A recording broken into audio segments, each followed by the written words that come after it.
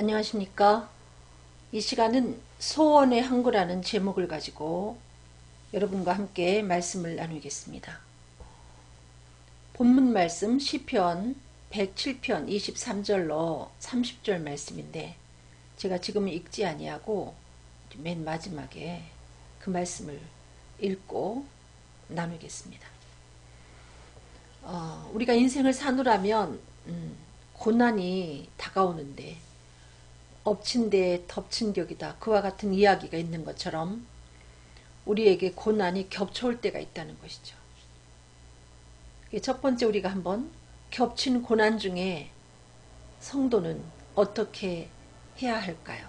우리가 그거에 대해서 한번 하박국 3장 17절로 19절 말씀을 읽으면서 생각을 해보겠습니다. 비록 무화과 나무가 무성치 못하며 포도나무에 열매가 없으며 감람나무에 소출이 없으며 밭에 식물이 없으며 우리의 양이 없으며 외양간에 소가 없을지라도. 여기 보니까 없고 무성치 못하고 없고라는 말이 계속되는데 모든 것이 다 없는 거죠. 예를 들면 경제적인 상황도 좋지 아니하고 건강도 잃고 또 주변에 사랑하는 가족들도 흩어지고 여러 가지 경우 정말 재난이 여러분이 겹쳤다 이렇게 느껴질 때가 있는데 그와 같을지라도 이 하박국 선지자는 나는 여호와를 인하여 즐거워하며 나의 구원의 하나님을 인하여 기뻐하리로다. 네. 그럼에도 불구하고 즐거워하고 기뻐할 이유는 예수를 그리스도로 우리가 믿어서 구원받았기 때문에 이 하박국 선지자는 하나님이 나의 구원의 하나님이기 때문에 나는 그럼에도 불구하고 즐거워하고 기뻐하겠다. 이와 같이 말씀하고 있는 것을 볼 수 있습니다. 여러분 우리에게도 이와 같이 겹친 고난이 다가오지만은 우리가 하나님의 절대적인 은총으로 예수께서 하나님 아들 그리스도이신 것을 우리의 마음으로 믿고 입으로 시인하여 구원에 이르게 되었습니다. 죄사함 받은 증거로 우리에게 하나님께서 성령을 부어주셔서 그 하나님께서 예비하신 영원한 천국이 우리가 유업으로 물려받을 우리의 기업인 것을 알게 되었습니다. 우리가 그 순간 고난의 순간에도 구원받은 하나님의 은총을 생각한다면 그럼에도 불구하고 즐거워할 수 있고 또 이 가운데서 또한 구원해 주실 것을 믿고 여러분이 믿음으로 기뻐할 수 있게 되는 줄로 압니다. 주 여호와는 나의 힘이시라 나의 발을 사슴과 같게 하사 나로 나의 높은 곳에 다니게 하시리로다. 네. 이 노래는 영장을 위하여 내 수금에 맞춘 것이니이다. 우리가 그 고난이 심할 때는 내가 이제 추락하는구나 이렇게 생각이 되어지기도 하고요. 더 이상 내가 앞으로는 회생할 수 없겠구나. 정말 이제 망하는구나. 혹은 나는 죽는구나. 이와 같은 생각을 할 수가 있습니다. 그렇지만 하나님께서는 우리의 힘이 되시고 그 전능자 하나님은 지금도 살아계시고 어제나 오늘이나 영원토록 동일하십니다. 과거의 나를 기가 막힌 웅덩이에서 구원해 내신 하나님은 또한 지금도 나를 기가 막힌 이 웅덩이에서 건져내신다는 것입니다. 그리고 우리의 발로 사슴발 같게 하사 그리스도인의 발로 사슴발 같게 하사 동물의 세계를 여러분 유심히 보시면 저도 왜 사슴발이라고 했을까 궁금해가지고 한번 동물의 세계를 보게 됐는데요. 이 사슴이나 이 노루 같은 짐승들이 보니까 높은 그 산에서 그것도 가파른 비탈로 내리다라 이렇게 뛰어다니더란 말이죠. 아주 위험하게. 근데 그 산도 그냥 산이 아니고 암벽으로 이루어진 그와 같은 산을 정말 요즘에 암벽 등반하는 사람들이 있죠. 근데 이 사슴은 보니까 그 가파른 암벽에서 그 암벽으로 뛰어내리는데 우리의 상식으로 생각하면 굴러 떨어져서 저 골짜기에 머리 박고 죽어야 됩니다, 여러분. 그럼에도 불구하고 그 사슴은 결코 골짜기로 추락하지 아니하고 착지를 정확하게 하고 뛰어다니다가 결국은 다시 또 높은 곳에 올라와서 우리를 깜짝 놀래키는 경우가 있는데, 여러분, 우리의 발로 사슴발 같게 하사 사슴발 밑에는 하나님이 특별한 것을 부착을 해 놓으셨다는 거죠. 세계적인 체조 선수도 그렇게 완벽하게 착지할 수 없을 만큼 하나님이 그 무엇인가를 이렇게 부착시켜 놓으셨는데, 그리스도인들에게도 고난 중에 우리가 실족할 것 같지만 실족치 않도록 우리를 지켜주신다는 말씀입니다. 하나님은 그리스도인들을, 예수를 그리스도로 믿어 구원받은 성도들을 단련하십니다. 우리가 예수를 영접한 후에 금방 그 상태는 마치 은덩이와 같다는 거죠. 은덩이가 금방 그릇이 될 수 없는 거죠. 은덩이에서 불필요한 찌기를 제거해야만이 그 장인의 손에 의해서 이렇게 좋은 그릇으로 만들어질 때 비로소 쓸만한 그릇으로서 사용을 당하게 되는 건데, 우리가 예수를 영접하였다고 해서 금방 온유하고 겸손하신 예수님을 담는 그리스도의 인격을 갖추지 못합니다. 근데 하나님은 마치 금방 캐어난 은덩이와 같은 우리들을 여러 가지 풀무의 과정을 통해서 단련하시는데 뭐라고 말씀하시는가? 실족함을 허락지 아니하신다, 이렇게 말씀하고 계십니다. 그래서 때에 따라서는 그물 가운데도 들게 하시고, 또 어떤 때는 무거운 짐을 하필이면 취약한 우리 허리에 두시기도 하시고, 또 사람들이 우리 머리 위를 타고 가는 것 같은, 질겅질겅 그 발로 밟고 지나가는 것 같은 수모도 겪게 하시고, 또 홍수가 범람하는 강물 가운데를 건너는 것 같은, 금방 침몰당하겠구나 이렇게 느낄 만큼 위험한 강물을 건너는 것 같은 고난도 겪게 하시고, 또 화염이 타오르는 마치 그 다니엘의 그 친구들이 불꽃 가운데를 지나는 것처럼 이 같은 고통도 겪게 하시되, 그 와중에 하나님이 결코 실족지 않게 하시고 결국은 우리를 풍부한 곳에 들이신다, 이겁니다. 여기 있는 것처럼 높은 곳에 다니게 하신다. 그 고난 중에 결코 망하지 아니하고 하나님이 우리를 다시 끌어올리셔서 기가 막힐 웅덩이에서 광활한 곳에 세우신다. 이와 같이 성경은 우리들에게 말씀하고 계십니다.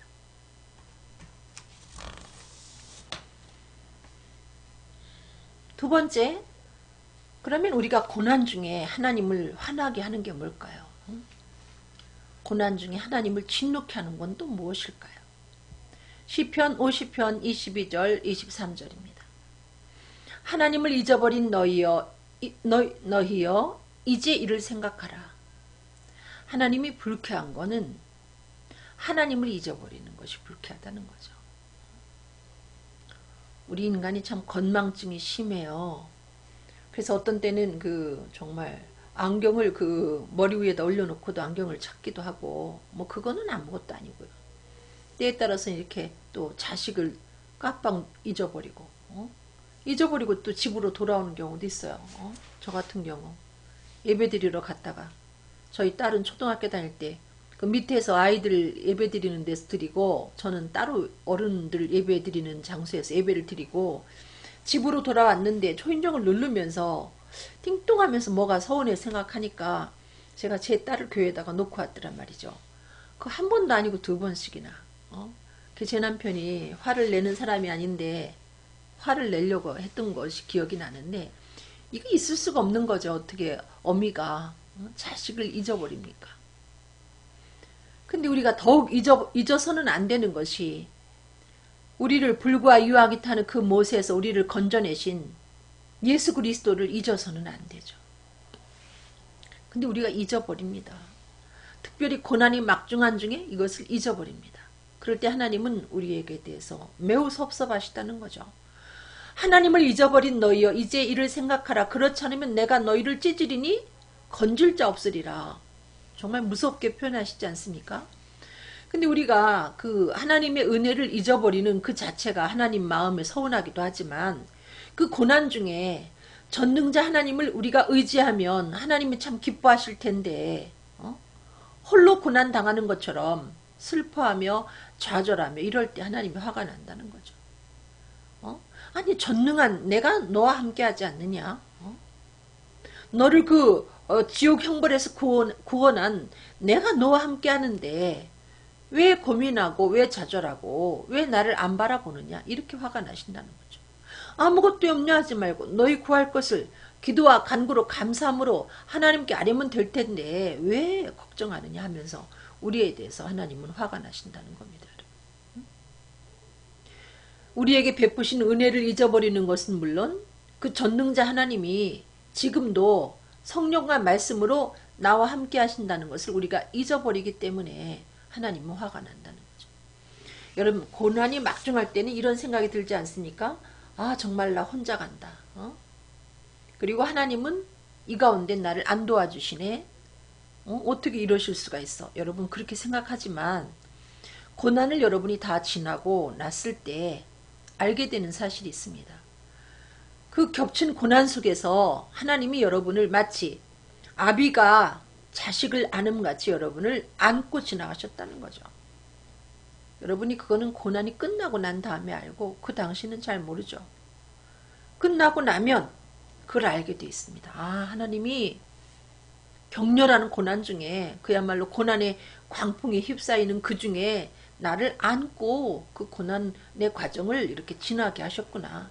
내 머리털럭 하나 내 영혼의 상처 하나 없이 이렇게 건재할 수 있게끔 나를 지키셨구나. 여러분이 그것을 아시게 된다는 말씀입니다. 감사로 제사를 드리는 자가 나를 영화롭게 하나니 그 행위를 옳게 하는 자에게 내가 하나님의 구원을 보이리라.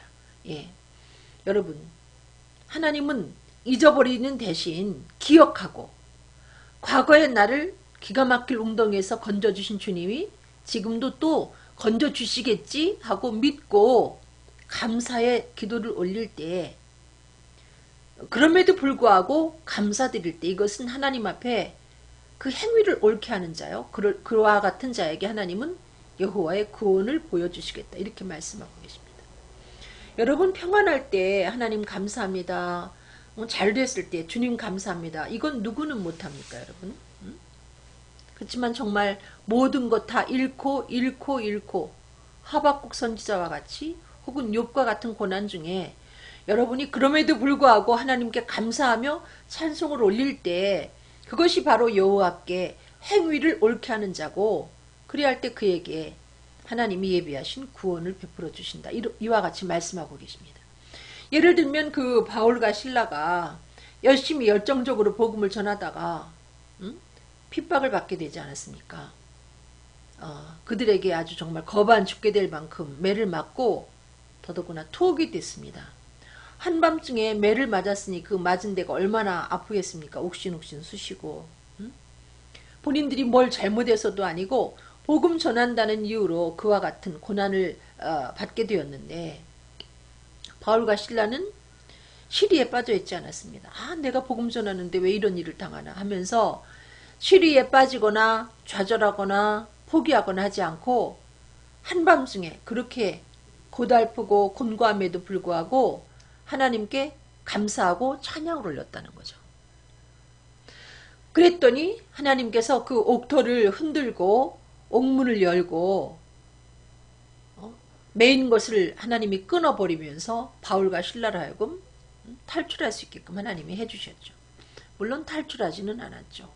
그 간수가 자결하려고 하기 때문에 그 간수를 살려냈죠. 어쨌든 그래서 그로 인해서 간수와 그 가족이 구원받는 놀라운 역사가 이루어졌는데 여러분 이 하나님 앞에 옳은 행위는 바로 고난 중에 고난이 겹쳐 있을 때 그럼에도 불구하고 여러분이 감사를 드릴 때 그것이 바로 행위를 옳게 하는 자고 반드시 하나님은 여러분을 건져내신다는 거죠. 세 번째, 환난 중에 우리가 할 수 있는 것은 무엇입니까? 우리가 환난 중에 무엇을 할 수 있을까요? 그 고난 중에 무엇을 해야 될까요? 저희가 광야 사막길에서 방황하며 거할성을 찾지 못하고 줄이고 목마름으로 그 영혼이 속에서 피곤하였도다. 네, 우리가 예수를 영접하기 전에 우리 영혼의 상태를 보면 정말 광야에서 방향을 찾지 못하고 거할성을 찾지 못하고 짐승이 부르짖는 그 황무지에서 우리가 방황하고 있었다는 것이죠. 얼마나 목말랐으며 얼마나 영혼이 피곤했겠습니까? 그 와중에 우리가 뭘 합니까? 너무나 고난이 심하기 때문에 평소에 하나님 글쎄 살아계실까? 살아계시다면 내가 그 하나님을 한번 만나야 되겠는데, 이런 생각은 평소에 갖고 있는 소원이지만은, 그러나 절박한 상황에 처하지 아니하면 우리가 간절히 하나님을 찾지 않게 돼 있는데, 그 짐승이 부르짖는 황무지에서 거할성을 찾지 못하고 목마르고 우리 영혼이 속에서 피곤할 때 비로소 이에 저희가 그 근심 중에 여호와께 부르짖음에 그 고통에서 건지시고 그 또 바른 길로 인도하사 거할성에 이르게 하셨도다. 견딜 수 없는 고난 중에 비로소 정말 하나님 살아계십니까? 하나님 살아계시다면 저를 만나 주시옵소서 하고 간절히 하나님을 찾게 되고, 더불어 하나님은 그 고통 가운데서 우리를 건져내시고 우리로 하여금 길이요 진리요 생명 되시는 예수 그리스도를 만나서 거할성 천국으로 우리를 안내하신다는 말씀입니다. 그러므로 고난 중에 우리가 무엇을 해야 될까요? 고난 중에 기도하는 거죠. 하나님께 부르짖어 기도하는 겁니다. 여호와의 인자하심과 인생에게 행하신 기이한 일을 인하여 그를 찬송할지로다. 저가 사모하는 영혼을 만족케 하시며 줄인 영혼에게 좋은 것으로 채워주심이로다. 네. 우리가 간절히 부르짖어 기도할 때 하나님은 우리를 결국 그 고통에서 건져내신다는 겁니다. 우리가 그토록 고민했던 죄에서 또 지옥 형벌에서 온전히 자유케 하신다는 거죠. 이게 얼마나 기이한 일입니까, 여러분? 무엇보다도 이 세상의 것도 믿지 못하는 우리가 예수께서 살아계신 하나님의 아들이요 우리의 구세주라는 것을 믿는다는 것은 이건 기적 같은 것인데, 하나님이 부르짖어 기도할 때 우리의 기도를 들으시고 성령을 통해서 하나님 살아계심을 우리 속에 확증시켜 주시지 않습니까? 그래서 우리가 예수를 그리스도로 확실하게 믿게 되고 우리의 거할성 천국을 바라보게 되는데, 이게 얼마나 놀라운 기적입니까? 이 같은 기적을 우리가 고난 중에 기도할 때 경험하게 되고, 또 하나님은 사모하는 우리들의 영혼을 만족시켜 주시고 줄인 우리들의 영혼을 좋은 것으로 채워주신다는 거죠.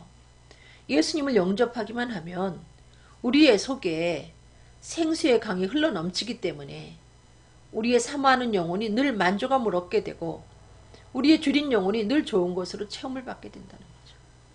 집을 나간 아들이 허랑방탕하여 하나님께 돌아왔을 때 하나님이 그 아들에게 좋은 옷을 입히고 살진 송아지로 또 여러 가지 귀한 것들로 이렇게 잔치를 배설하듯이 우리가 고난을 통해서 예수를 만나기만 하면 우리의 삶 속에 놀라운 변화가 온다는 말씀입니다. 사람이 흑암과 사망의 그늘에 앉으며 곤고와 쇠사슬에 매임은 하나님의 말씀을 거역하며 지존자의 뜻을 멸시합니다. 네. 우리가 정말 여기 있는 말씀처럼 내가 지금 사망의 그늘에 앉아 있구나. 정말 그 고난이라는 쇠사슬에 매여서 내가 더 이상 이 고난 가운데서 헤어날 수 없겠구나. 이렇게 되는 이유는 하나님의 말씀을 거역하며 지존자의 뜻을 멸시했기 때문이다. 이 얘기를 다른 말로 말하면 여러분, 죄에 대하여라면 여러분 죄가 뭔지 압니까? 구약에는 하나님 우리들에게 율법을 주셨지만 그래서 그 율법을 지켜 행해야 되는데 그걸 100% 지켜 행할 사람이 어디 있습니까? 그래서 그것 때문에 고민할 때 하나님이 내가 너희에게 메시아 보내줄게. 그래서 구약은 그 계명을 지키면서 오실 메시아를 기다리면서 하나님의 구원을 그들이 기대했습니다. 근데 신약에 하나님이 약속하신 예수 그리스도를 보내놓으셔서 우리가 그토록 고민하던 율법의 행위의 문제를 온전히 십자가에 짊어지고 예수님이 해결해 놓으셨어요. 그 다음에 우리들에게 원하시는 계명은 단 한 가지, 주 예수를 믿으랍니다. 근데 우리가 주 예수를 믿지 아니하는 그것이 이제는 그것이 죄라는 거죠.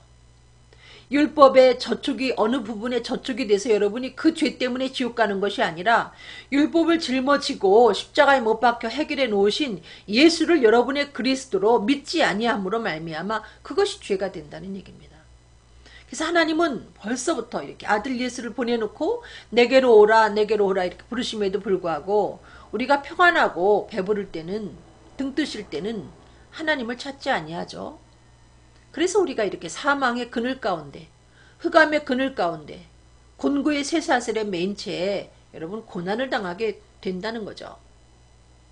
그래서 그 고난을 통해서 우리가 하나님께 돌아오기만 하면 하나님이 보내신 자 예수를 그리스도로 믿기만 하면 다시 우리는 고난에서 그 곤고의 사슬에서 흑암의 사망의 그늘에서 온전히 벗어날 수 있게 된다는 말씀입니다. 여러분. 아직도 예수를 그리스도로 믿지 아니하십니까? 여러분이 현재 당하는 그 고난 중에서 정말 구원을 받고 싶거든. 하나님이 보내신 아들 예수를 여러분의 왕으로 모시길 바랍니다. 그러므로 수고로 저희 마음을 낮추셨으며 저희가 엎드러져도 돕는 자가 없었도다.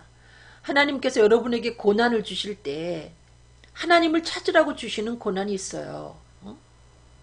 근데 그 고난을 그런 목적을 통해서 우리에게 고난을 가져다 놓으셨는데 그래서 하나님 우리를 계속해서 수고하게 하고 우리의 마음을 낮추십니다.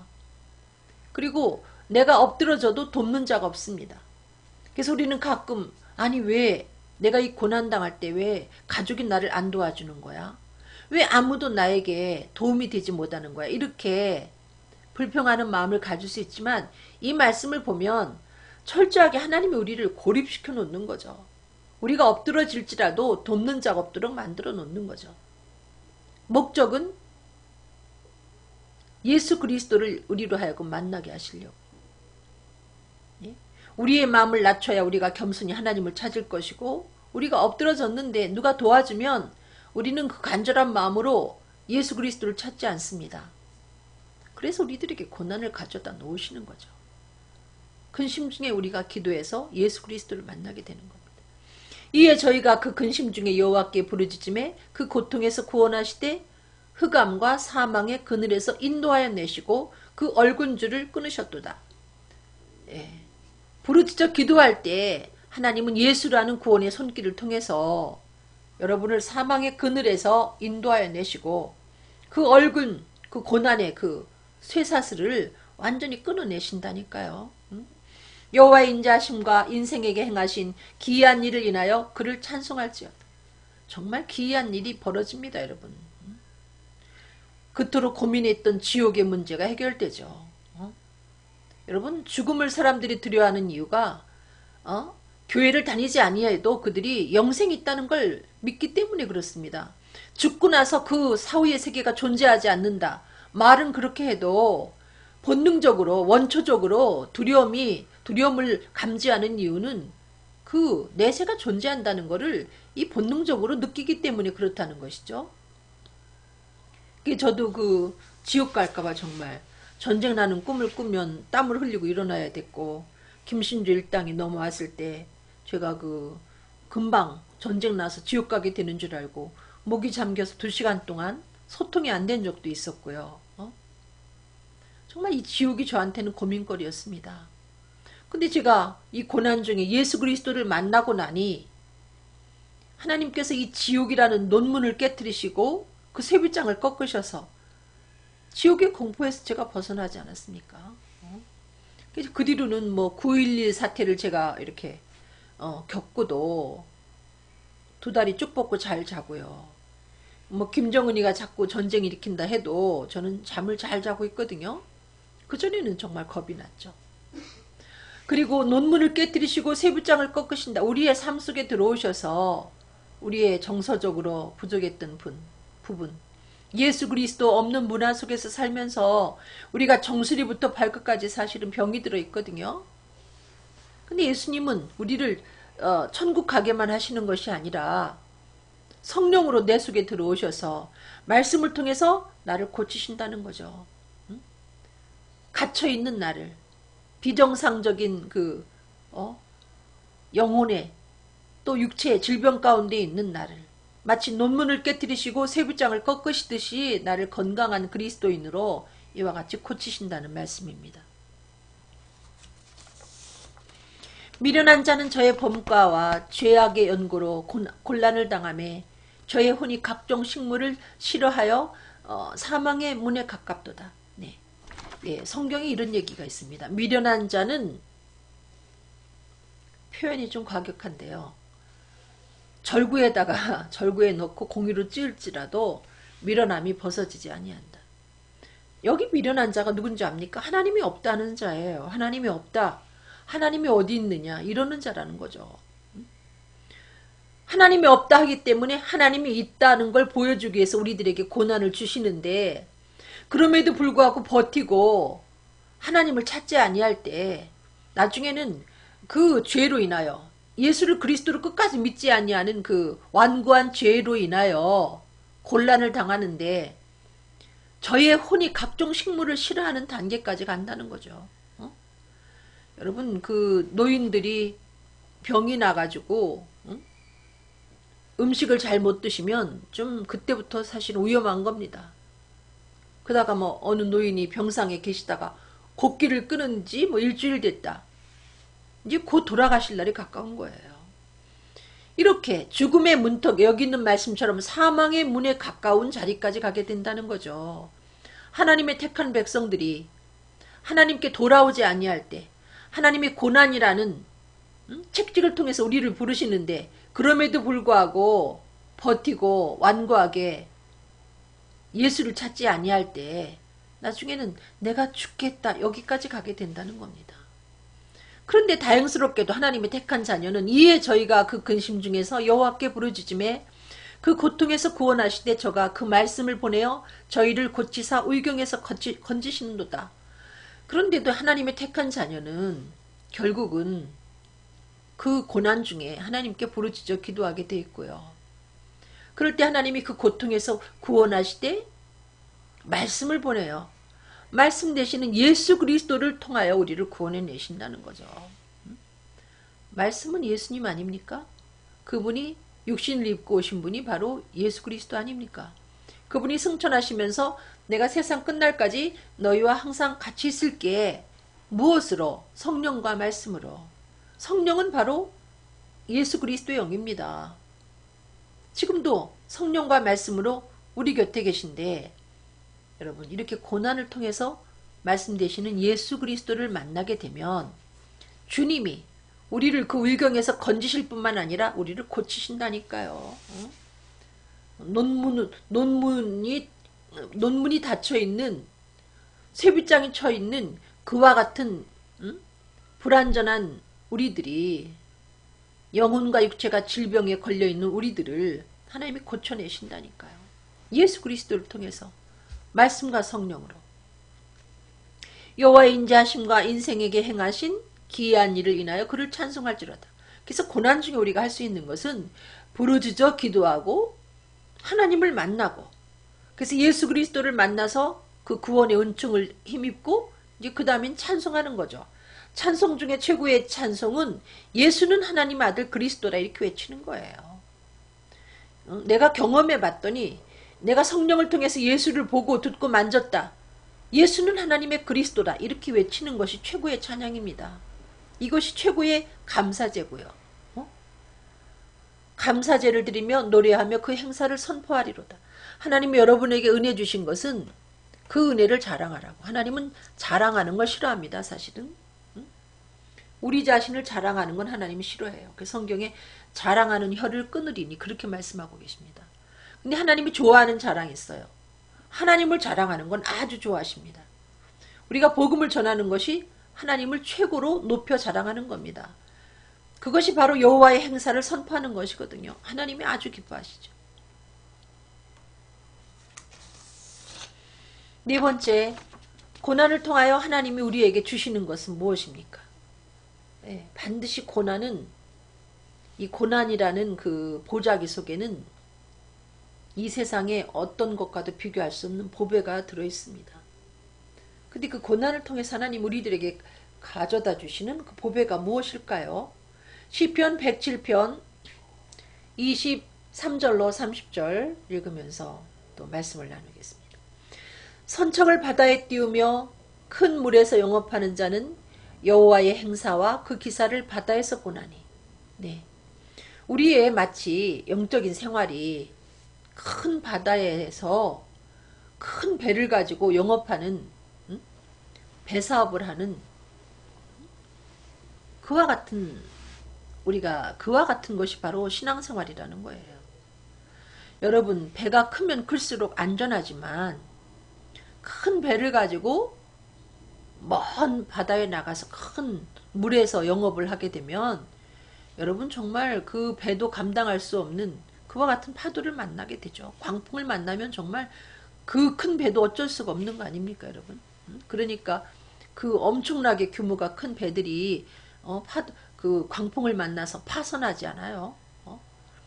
그래서 우리는 마치 큰 물에서 큰 배를 가지고 영업하는 자가 그 바닷물을 보면서 여러 가지를 느끼듯이 우리가 거기서 여호와의 행사와 그 기사를 발견하게 된다 이거예요. 고난을 통해서 하나님의 행사와 하나님의 기사를 경험하게 된다 이거예요. 하나님의 기적을 경험하게 된다. 여호와께서 명하신즉 광풍이 일어나서 우리가 이렇게 큰 바다에서 큰 배를 가지고 영업하는 사람 같은데 하나님이 명하신즉 광풍이 일어난다는 얘기입니다, 여러분. 이 미친 바람은 왜 일어날까요? 마귀가 가져왔구나 우리는 생각하지만 물론 마귀가 광풍을 일으키지만 욥을 괴롭힐 때 마귀가 하나님 앞에 허락을 받지 않습니까? 내가 어느 정도 괴롭힐까요? 이렇게 허락을 받아요. 이 광풍도 하나님 우리들에게 허락하지 아니했으면 결코 우리 앞에 하나님의 택한 자녀들 앞에 이 광풍이 오지 않는다는 거죠. 아셨습니까? 광풍을 허락하신 이가 하나님이시라는 겁니다. 그러나 우리가 기억할 것은 이 광풍이 집채만한 파도라서 파도를 가져와서 내가 이제 끝나는구나 이렇게 생각하지만 하나님은 말씀에 그렇게 기록하고 있잖아요. 하나님은 하나님의 백성들이 감당치 못할 시험당함을 허락한 일이 없다. 아셨습니까?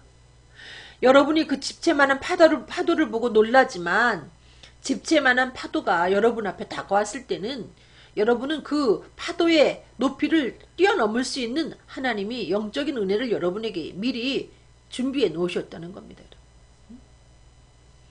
만약에 어떤 부모가 정말 자기 자녀를 자꾸 과시하고 싶어가지고 다른 그 친구하고 이렇게 야 한번 싸움 좀 해봐 이렇게 싸움을 붙이는 부모가 있다고 보세요. 그러면 자기 집에 놀러 온 아이 중에 덩치도 크고 힘도 세고 한데 자기 아들하고 한번 붙어봐. 그럴 부모가 어디 있겠냐 이거예요. 뭔가 자기 아들이 해볼만 할 때 상대를 보고 해볼만한 상대를 붙여놓고 한번 싸워봐 그러지. 어떤 부모가 자기 아들이 분명히 깨지게 됐는데 한번 싸워봐 이러는 부모가 어디 있겠습니까 여러분. 하나님도 광풍을 우리들에게 허락할 때는 그 광풍을 넉넉히 이길 수 있는 에너지를 우리들에게 공급해 놓고 감당할 수 있기 때문에 그 광풍을 오도록 허락했다는 말씀입니다. 고난이 아무리 커도 우리가 그 고난 중에 망하고 끝나고 죽을 것 같아도 그렇지 않다는 거죠. 그래서 여러분 그 광풍을 만나면 저희가 하늘에 올라갔다가 깊은 곳에 내리니 그 위험을 인하여 영원히 녹는도다. 제가 바이킹을 그 전에 놀이기구 바이킹을 탔는데요. 전 죽는 줄 알았어요. 그 바이킹 시간이 짧아서 그렇지 정말 죽을 것 같은데 그걸 왜 타는지 모르겠습니다.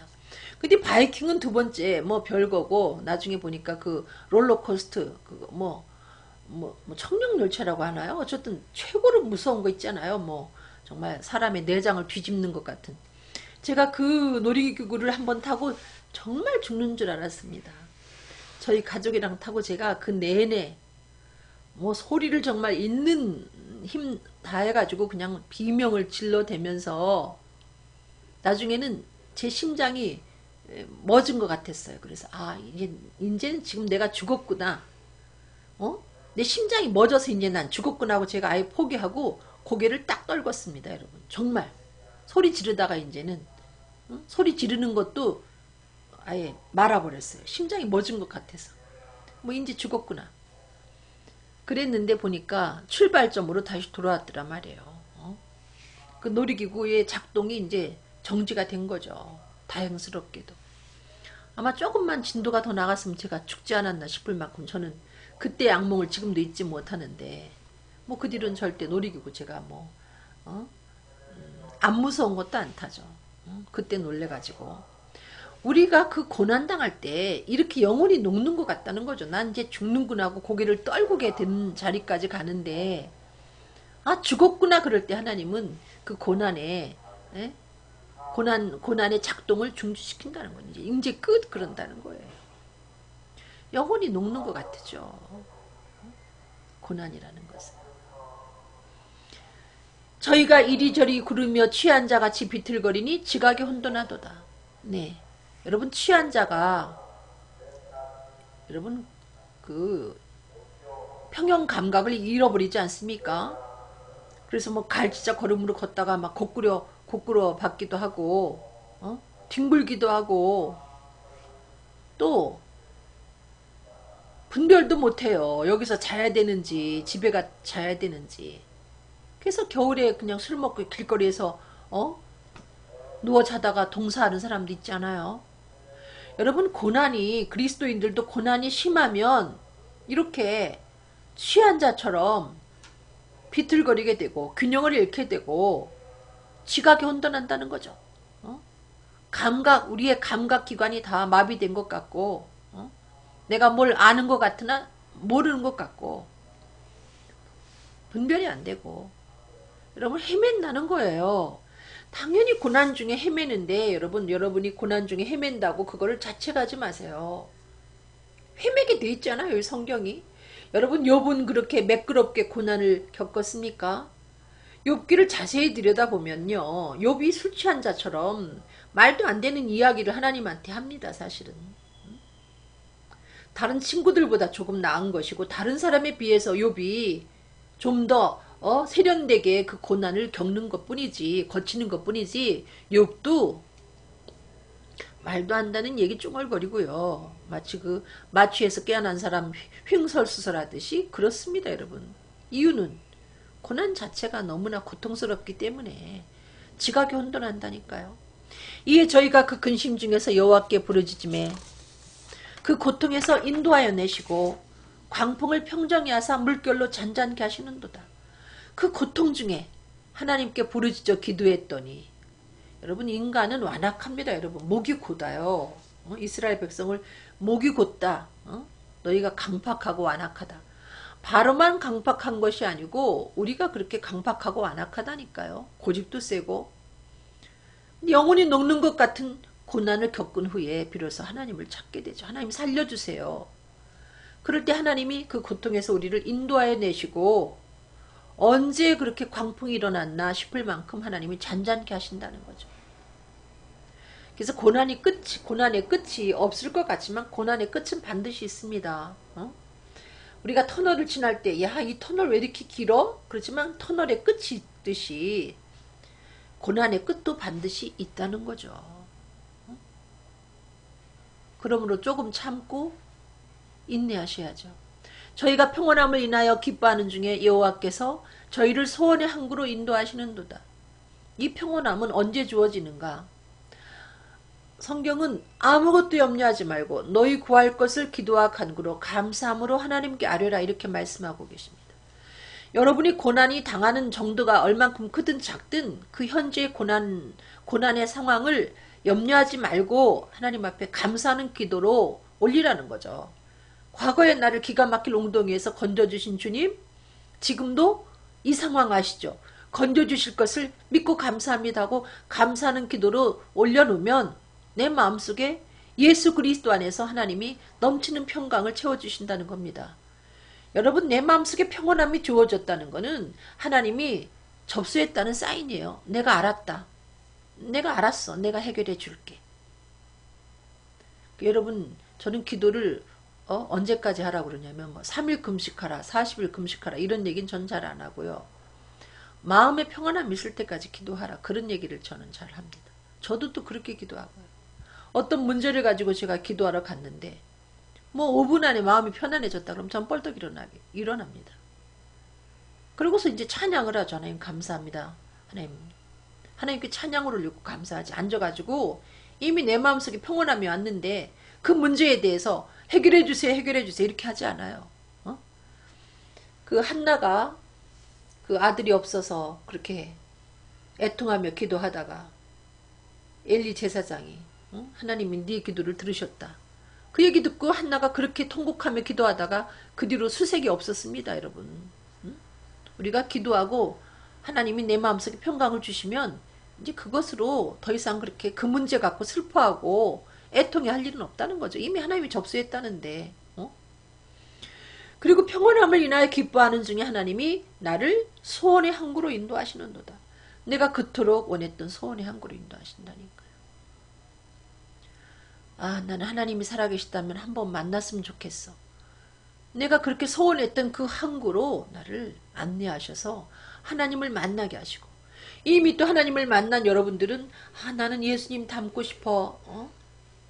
예수 닮기 원합니다. 이내 맘에 그런 찬송도 부르고 정말 온유하고 겸손하신 예수님 닮고 싶습니다. 이렇게 여러분이 기도도 하고 꿈도 같지만 하루아침에 되는 게 아니죠. 고난을 통해서 그 항구에 도달할 수 있다는 거죠. 우리 한번 5번으로 가겠습니다. 소원의 항구는 그러면 무엇일까요? 뭐 여러 가지가 될 수 있어요. 여러분이 소원하는 그 항구는 어디입니까? 마태복음 11장 28절로 30절 말씀. 수고하고 무거운 짐진 자들아 다 내게로 오라. 내가 너희를 쉬게 하리라. 예, 예수님이 우리를 이렇게 지금도 부르고 계세요. 너희가 그 고난의 짐을 지고 죄악의 짐을 지고 너무나 힘들어 하는데 수고하는데 나한테 와라. 내가 내 죄악의 짐을 다 해결해 놨으니까 나를 내 왕으로 인정하기만 하면 너는 마음의 힘을 얻을 것이다. 이렇게 우리를 간절히 부름에도 불구하고 우리가 고난이 있기 전에는 이 항구에 도달하지 못합니다. 그래서 여러분들이 고난을 통해서 비로소 간절히 하나님을 찾게 되고 그의 보내신 자 독생자 예수를 그리스도로 영접한 놀라운 역사가 이루어집니다. 예, 저도 그랬던 것 같아요. 외관상은 큰 고난이 없었지만 저는 저희 엄마가 나를 믿어주지 않는다는 게, 누구보다 정의로운 딸을, 제가 생각할 땐 스스로 누구보다 정의롭고 순결한 이 딸을, 막내 딸을 엄마가 어느 날 의심을 하더란 말이에요. 아니, 정직한 딸이 말을 하면 그대로 믿으셔야지 왜 나를 의심할까? 근데 그게 정말 겉으로는 제가 크게 표현을 하지 않았지만 굉장한 저한테 좌절감을 안겨줬습니다. 내가 아무리 인생을 정의롭게 살고 순결하게 살아도 이렇게 내 엄마까지도 나를 안 알아주네. 거기서 그냥 인생줄을 제가 놓기로 결심을 했어요. 아이, 집어치자.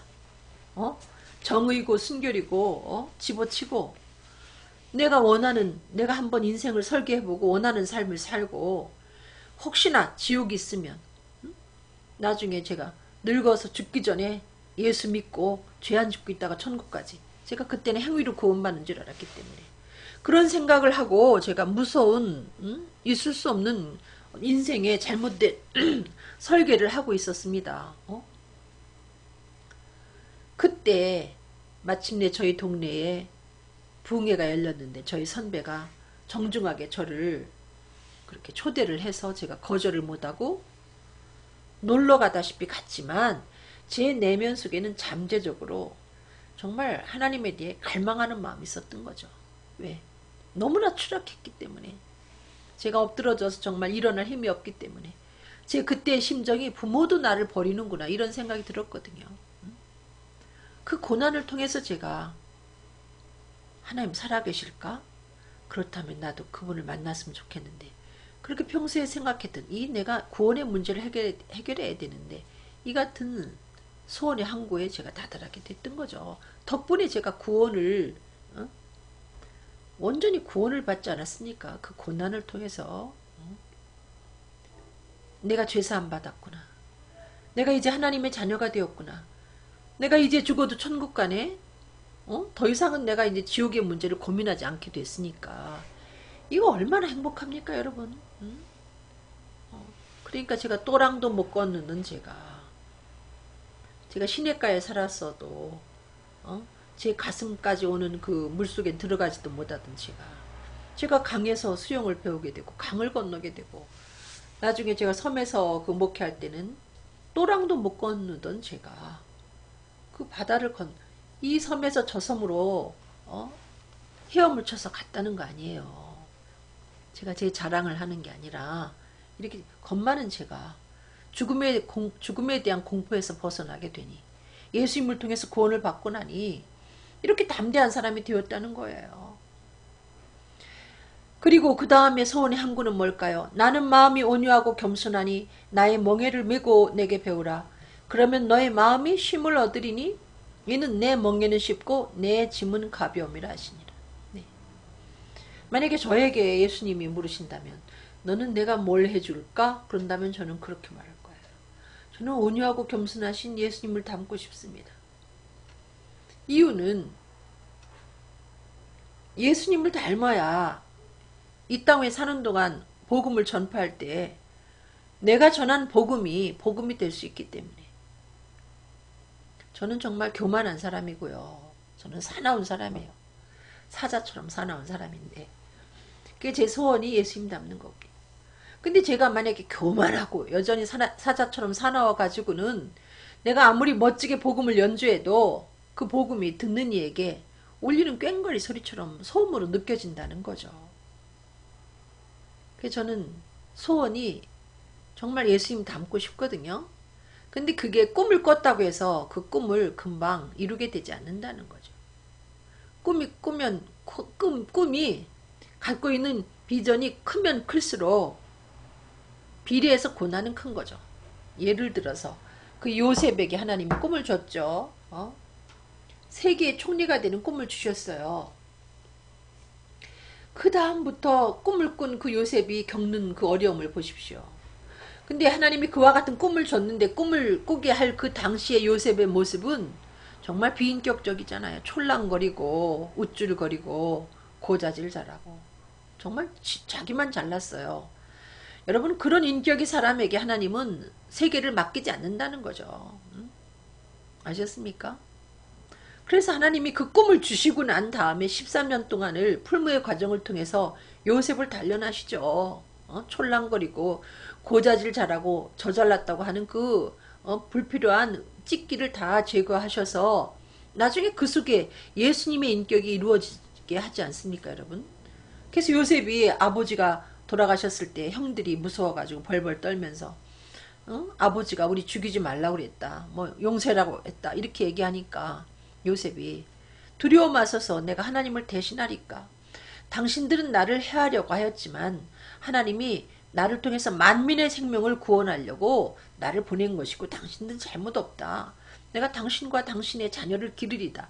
이렇게 멋지게 여러분 온유하고 겸손한 예수님의 인격으로 변해 있는 요셉을 여러분이 볼 수 있지 않습니까? 그러니까 절로 된 것이 아니고 그 고난 13년의 고난 여러분 상상해 보십시오. 그게 얼마나 힘든 고난인가. 여러분에게 하나님이 귀한 꿈을 주셨으면 하나님은 그 꿈을 주신 것과 비례해서 여러분을 드립다 밟아대시죠. 이유는 그 꿈을 꾼 여러분의 모습, 실체를 여러분에게 주시기 위해서. 그렇다고 여러분 꿈을 꾸지 말라는 얘기가 아니라 그러므로 고난이라는 것은 복된 겁니다. 여러분이 그토록 소원했던 항구에 그 고난 까닭에 도달하게 되죠. 뭐 찬송 중에도 이 풍랑이 연하여서 더 빨리 가죠. 그 풍랑이 심하면 두렵기는 하고 고단하긴 하지만 그것 때문에 소원의 항구에 좀 더 빨리 가게 되는 겁니다. 아직도 고난 가운데 계십니까, 여러분? 아직 예수를 만나지 못한 분들은 간절히 그 고난 중에 하나님 살아계신 것을 여러분 체험하도록 그와 같은 기회로 삼으시길 바라고요. 그 소원의 항구에 도달하게 되시길 바라고요. 이미 예수는 영접했지만 다듬어지지 아니한 인격 때문에 또 정말 예수님 닮고 싶다 하는 분들은 그 고난을 통해서 하나님이 그와 같은 소원의 항구로 인도하여 주실 것을 믿고 잘 견뎌내시길 바랍니다. 고난의 끝은 반드시 있습니다. 찬송도 하시고 감사를 잊지 마시고 감사하는 기도를 올리시고 그 다음에 말씀이 고난 중에 위로가 되니까 여러분 말씀을 더욱 가까이 하시길 바랍니다. 기도하시겠습니다. 살아서 역사하시는 주님, 이 시간 우리들에게 이 고난을 통해서 소원의 항구로 안내하신다는 귀한 말씀을 듣게 하여 주시니 감사합니다. 아직도 고난 중에 있는 형제 자매가 있으니까 그 고난을 통해서 살아계신 주님을 만날 수 있도록 도와주시고 이미 예수 그리스도를 만났는데 고난 중에 있는 형제 자매가 있으면 그 고난을 통해서 온유하고 겸손한 예수 그리스도의 인격이 성화되는 놀라운 항구로 도달하는 귀한 축복 있게 인도하여 주시옵소서. 감사하며 예수 그리스도 이름으로 간절히 기도드렸습니다. 아멘. 예, 감사합니다. 여러분 사랑합니다.